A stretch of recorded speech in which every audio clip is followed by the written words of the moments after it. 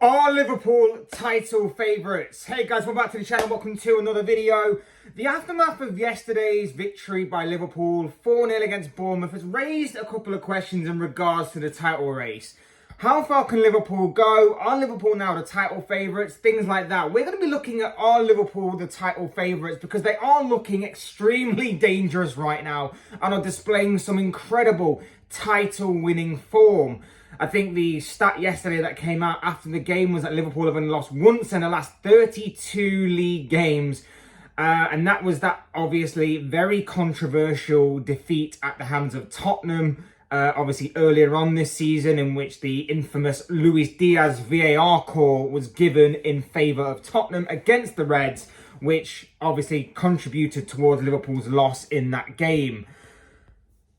Are Liverpool though the title favourites? Should we be considering Liverpool as being title favourites going forward for the rest of this season? That's what we're going to be talking about. We're going to be looking at Liverpool. We're going to be talking about them in this video. But before we go any further, I would like to remind you all, please let the video and also subscribe if you're new. Both things are always very greatly appreciated.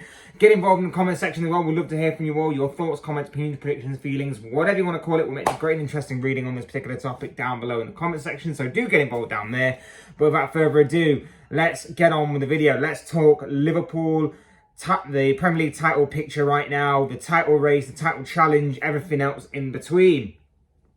Look, it's been a phenomenal season by Liverpool so far this campaign. Much better than what I was anticipating and expecting from the beginning of the campaign. I must admit, and have admitted on numerous occasions, that I didn't think we'd be anywhere near this. I didn't think we were ready. I didn't think we'd prepared enough at the beginning of the season. Oh, how wrong was I, and full credit to Liverpool and Jurgen Klopp in particular for that, because he doesn't get enough credit, I don't think. And I'm not just saying that as a Liverpool fan, by the way. I genuinely don't think he gets enough credit, and especially this season, I don't think he's received enough credit for what he's managed to achieve at this club.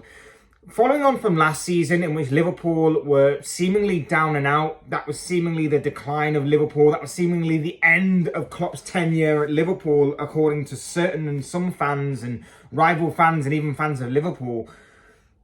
He has managed to resurrect that entire club, the squad, the midfield in particular has majorly resurrected. I'm there worrying about our defence, I'm there worrying about our attacking force, and I'm there extremely worried about our midfield at the beginning of the season and how it's going to gel, how it's a very new midfield, how they've got to learn the ropes and learn to obviously gel with one another. And so far this campaign, I have been monumentally surprised by how well each and every single one of them players has taken to the role that they've been given, and taken to obviously the style of play, the league itself, and everything else in their way. And that's including, of course, all the different challenges, trials and tribulations that obviously this club has faced as a unit.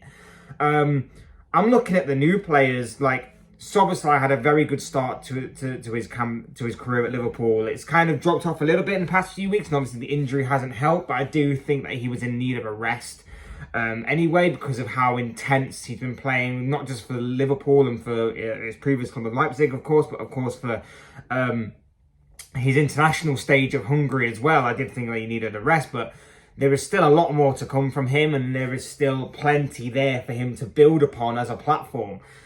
McAllister, absolutely solid throughout his time at Liverpool, and I think in the past few weeks what we've seen from him, barring the injury of course, past few games that we've seen him, has been him really take to being that number 6 role. Now, whether that's going to be his position long term or not remains to be seen, but the fact that we have this guy who is very versatile and can play in a couple of different positions within that central midfield role and play them extremely well, obviously is a good indicator for the future, and is obviously great for the future of Liverpool. Even when you look at the likes of Endo, new guy, not much was expected of him. A lot of people, including myself, questioned why we were after this guy. This guy was just a panic buy. This guy was just a completely different switch to the kind of players that we were going for in the summer, in terms of your Caicedos and your Lavias and everything. But he has come on leaps and bounds. I think he had a bit of a slow start, but obviously in recent weeks before, obviously going off with Japan for the Asian Games and things, he was incredible. Gravenberch is another one. Started off very well. He's dropped off a little bit, but again, is that just in terms of much needed rotation? Is that just in terms of obviously the intensity that he was playing with going before him a little bit? Again, a big platform that he can build upon. A lot more he can improve and a lot more that he can show going forward. These new guys that have come in have really hit the ground running in more ways than one, and at different times and at different speeds and everything. It's been brilliant to watch from a new starter's point of view, and even from the players that have been there. You know, you look at the resurrection of form of Virgil van Dijk. You look at obviously Trent Alexander-Arnold going from strength to strength and improving drastically in a defensive sense. Not a lot of people will give him credit for the way that he's improved this season defensively, but yet he has. And if you actually pay attention to Liverpool and pay attention to his game, you'll see that. Yes, there are going to be moments where he will get beat by an opponent. I'm not anticipating him to be 100% perfect defensively. No defender is. But he has come on leaps and bounds defensively, and he's becoming more and more of an influence in games, really taking them by the scruff of the neck and being real consistent. The injuries, unfortunately, came at a difficult time, but fingers crossed he can actually return very, very soon, and fingers crossed he will be back among those consistently top performances that he was displaying beforehand. You look at Salah continues his consistency. You look at Darwin Núñez continuing to improve all the time. Diogo Jota, an ice-cold finisher. You look at the improvements in the likes of Harvey Elliott and Curtis Jones. The constant improvement of those guys. And obviously the ever-reliable Alisson in goal between the sticks, behind it all. It's been phenomenal by Liverpool so far this season. Much better than what I was anticipating. The improvement levels of some of those players that have already been there. The heights and the expectation levels, the heights and the performance levels, should I say, of those that have come in have been phenomenal as well. I like what I'm seeing right now. And yes, there are some games where we haven't exactly performed to our regular level, to the level that we know we can perform at, but we've managed to still grind out results.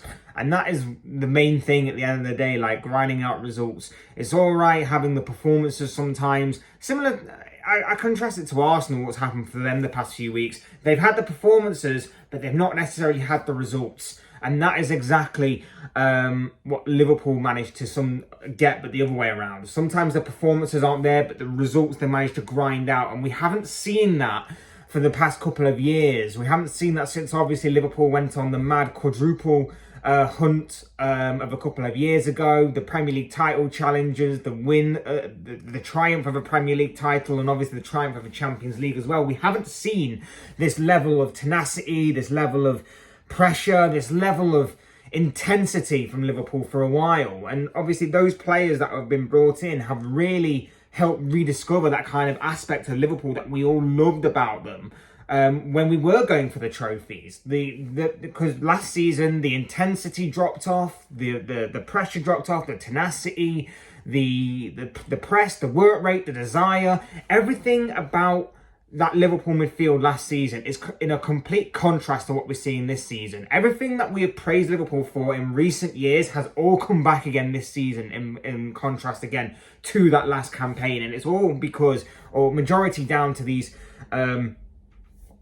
players in that midfield area that have all come in and they've all given something a little bit different, and there's been a little bit of modification, a little bit of change in the way that Klopp's obviously ran things, not just in terms of a midfield aspect by bringing in different midfielders that are more technically gifted, your likes of your Sabaslois and your McAllisters, but you look at the attack as well. You look at the attack and you've got a different You've got different options now. You can always start with Salah on the right. He's a permanent fixture in my opinion because he is Mohamed Salah and he's been phenomenal for the past several seasons that we've had him. But then beyond that, left wing, I know Diaz has been a bit inconsistent this season, but when he is on form and hopefully he can get to a level where he is performing on a consistent high basis again, he can be electric and he can terrify any right back in the Premier League. You look at beyond that, you can put Darwin Núñez there. Again, had a bit of a tough start. Obviously, a lot of eyes are on him because of his huge price tag and everything. But his improvement has been there for all to see this season in terms of an overall aspect of his game, not just in terms of his goal scoring, which, yep, can be kind of frustrating at times. And I've made a number of videos and a number of comments on his overall finishing. But when it comes to his overall game, in terms of creating, assisting, making those dangerous runs, being a constant thorn in the side of any and all Premier League opposition defences, there is a clear step up in his game there. There is a clear evolution to his game there. And then, of course, you've got Cody Gakpo, who is it was a bit more Firmino-like that we've been used to seeing these past several years, but has got a bit more physicality. He's got a bit more pace about him. He's got a bit more of a selfish instinct about him, which we kind of love and we really like. And then you've got Jota, who is an ice-cold finisher. His overall performances can be a bit annoying at times, but when you need someone in those positions to kill games off and to put the game to bed, he is your guy to call. He is an absolute dangerous and lethal finisher at times. And fingers crossed he can just stay clear of injuries going forward. There's been so much improvement in terms of squad personnel, in terms of options, and in terms of overall performances, that I'm starting to get more and more excited by the game as to how this season can go. And I don't want to put the kiss of death on it. I don't want to completely jinx it and have everything completely fall apart within the next couple of weeks. But I am starting to get more and more intrigued and excited about what this season could hold for Liverpool and how incredibly successful it could be. Really, it could be. And one player I didn't even mention there was Ibrahima Konate. If he can stay fit and he can stop with the injuries himself, he has been imperious in that defence alongside Virgil van Dijk. I'm loving what I'm seeing right now from all aspects of these Liverpool players. And even some of the ones that are bedding in, it tends so well to the future of Liverpool that we can get the likes of Conor Bradley in and he can fit in seamlessly, do a perfect job like he has been doing these past couple of weeks. I'm not going to go overboard on the other players, like the likes of your Owen Becks and your Kay Gordons and your Bobby Clarks and everything. I'm not going to go completely overboard yet because we haven't seen them at a consistent level or consistently in the top flight or in big games. But obviously they're getting more and more chances and more opportunities to really showcase their skills on a grander stage. And fingers crossed that they will still bed in, that maybe they are going to become really good players for the future and that it could probably help Liverpool in the long run. Obviously, we complain as Liverpool fans that we don't see enough spending, we don't see enough ambition, but we also want to see more progression from our academy and from the local lads that are around and everything, and we want to see more progression in that aspect. And then we only really want to use the transfer market to just sprinkle that bit of stardust in particular areas where we need it. Nudge nudge, Kylian Mbappe 2023, anyone? 2024? I keep saying 2023. No, of course not. I still think that is a million miles away from being a possibility, and I think he's going to go to Real Madrid or at least stay at PSG. He's not going to come to Liverpool, but you know what I mean. The whole kind of transfer window is mainly to be used to sprinkle that bit of stardust in areas that you may need it. And fingers crossed, of course, like I say, the improved performances can come from the likes of your Diogo Jotas, your Darwin Núñez's, your Harvey Elliott's, your Curtis Jones's, your Luis Diaz's, your Konates, your Kwanzas. We haven't even mentioned Kwanzaa. He's another one that's come from completely left field this season to be a very solid addition to that back line. And fingers crossed that it all can be maintained, because it's been brilliant to watch. And like I say, it is in good stem that Liverpool are doing this right now and obviously are going forward with this. Also, another thing, it's going to be another mad month. It's already been difficult with obviously the likes of Endo missing and Salah on international duty, and obviously Salah's injury is kind of a bit worrying right now. But again, the adversity that this team faces puts us in good stead for a title challenge, I think. And it's because that this team doesn't know when to quit, as proven by the number of poor performances we've had this season. But we've managed to go and managed to get late goals late on to either win points or put games to bed or whatever the case may be. But this team continues to go. Joe Gomez is another one I haven't really talked about much in this video. But again, the way that he is bedded in at left back and is very good at being interchangeable in different positions has been fantastic to watch. And I love every second of it. And I think that he's really stepped up his game this season. These players stepping up their games in terms of all the obstacles and things that I've overcome. The Tottenham game being a big one that stands out, but all of the injuries to the likes of Robertson, Tsimikas, Thiago's constant injuries, if that is to be included as a factor, Alisson being in and out, Trent being in and out, the midfield injuries, Soboslai's injury, Jones being in and out from time to time, Salah obviously being missing, Endo now missing on international duty, Jota being out for a certain amount of time, Nunes being out for a little bit here and there. It's fantastic to watch the Liverpool side just go from strength to strength, and they're building that mentality back, and they're building that tenacity back, and they're building that that desire back, that work rate, that hunger, everything that makes you Premier League champions or just champions in any kind of sport or in any kind of field. That's what they're bringing back right now, and it's brilliant and it's exciting and it's very just incredible to watch. It's just absolutely incredible to watch, and I'm hoping that it continues. I'm hoping that we don't fall off a cliff. I'm hoping that we don't struggle in any way, shape or form going forward. I'm really hoping that this obviously does continue. I would love to say that Liverpool go on and become Carabao Cup winners, which I think we are pretty much going to do. I'm going to say right now, I think we are going to do that. Obviously, I could be wrong, but I think we are going to become Carabao Cup champions. I think we are going to win the Europa League because I think we've got the best chance out of anyone in that competition left to do it. Premier League, I think we've got a good opportunity, but I still would consider Manchester City favourites because it is Manchester City at the end of the day, and I still got to see how far this team can go with obviously it being a sort of new team, a younger team.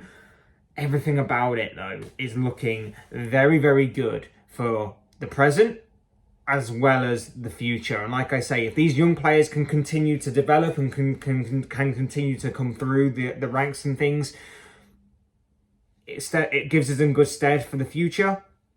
They're already working on how to build around these youngsters. They're already learning to play without some of the big players in that team. And I've got to say, full credit to them and full credit to Jurgen Klopp, because like I say, he doesn't get enough credit, but he deserves enormous amounts of credit for what he's been able to achieve so far this season with this Liverpool side, with everything that they've had to overcome and everything that they've faced, and with how they've just not stopped. Not stopped. People will look at some of the performances and go, you know what, some of the performances are notwithstanding. It's about how you get the points. Sometimes it's not about the performance, it's about how you get the points. And Liverpool so far have managed to do that. They've got a big month ahead of them. They've got some big absentees to obviously manage without in the meantime. They've got some massive games coming up. FA Cup's coming up. Carabao Cup's coming up. Premier League's coming up. They've already done well so far during this year to manage without some of those big name players. But it's all about how it goes between now and I think the last international break of the season around that March, April time. And then from there, after that, you've got the run-in. And that's where things really start to pick up. That's where usually Manchester City starts shifting through the gears. And that's where the pressure tells. And that's where the pressure intensifies. But like I say, the stats come out of yesterday. 1 defeat in 32 games for Liverpool. Absolutely incredible stat. And it's what makes you title winners. And I'm very happy with the way that the club's going in. I think Klopp deserves enormous amounts of credit. The club deserves amounts of credit.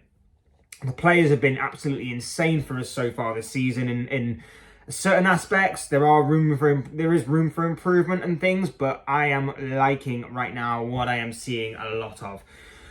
And whether or not we can be Premier League champions, of course, like I say, we have an opportunity, like I say, but I still think City are the favourites. I still think City, based on history, have got that going for them, whether they are the chasing team or whether they are the leading team. They have got a lot of credit in the bank still, and therefore I think we've still got a long way to go before we can really tell whether or not Liverpool are strong title favourites or title challengers. So my money still would be on City, but I am really hoping that Liverpool can knock them off this season, and I'm really hoping that Liverpool can perform something incredible, something historic towards the end of this season. Like I say, Carabao Cup's still on. Europa League is very much on the cards as well. Premier League, like I say, it's possible. It is certainly possible. And FA Cup as well, just to throw that in there. Why not? We've already knocked out a very tough team in Arsenal. If we get a favourable draw, who knows? It could be another historic season for Jurgen Klopp and for Liverpool. But one that I'm very much intrigued and looking forward to. And one that I just had to throw this video out there just to kind of speak more on this Liverpool train that has been going on this season. Those are just the thoughts, comments, opinions, predictions, feelings, whatever you want to call it. This guy, I don't know what you guys think. What do you make of Liverpool so far this season? What do you make of them being title favourites, title challengers, title winners maybe? I'd love to know what you guys think and feel, and your thoughts, comments, opinions, predictions, feelings, whatever you call it, in the comment section down below. I'm sure it'll make it interesting and great reading. Hit the like button on the way out if you haven't already. Subscribe if you're new or want to see more content like this. All of those things will make for great and interesting reading, as well as be very much appreciated. And yeah, thank you all very much for watching and listening. I've been Fletch. This has been another Fletch Talks video. I will see you all again soon in another video or live stream or whatever it may be. Cheers, guys. Thanks everyone for watching. Take care. Have a good rest of your day, and I'll speak to you again very soon.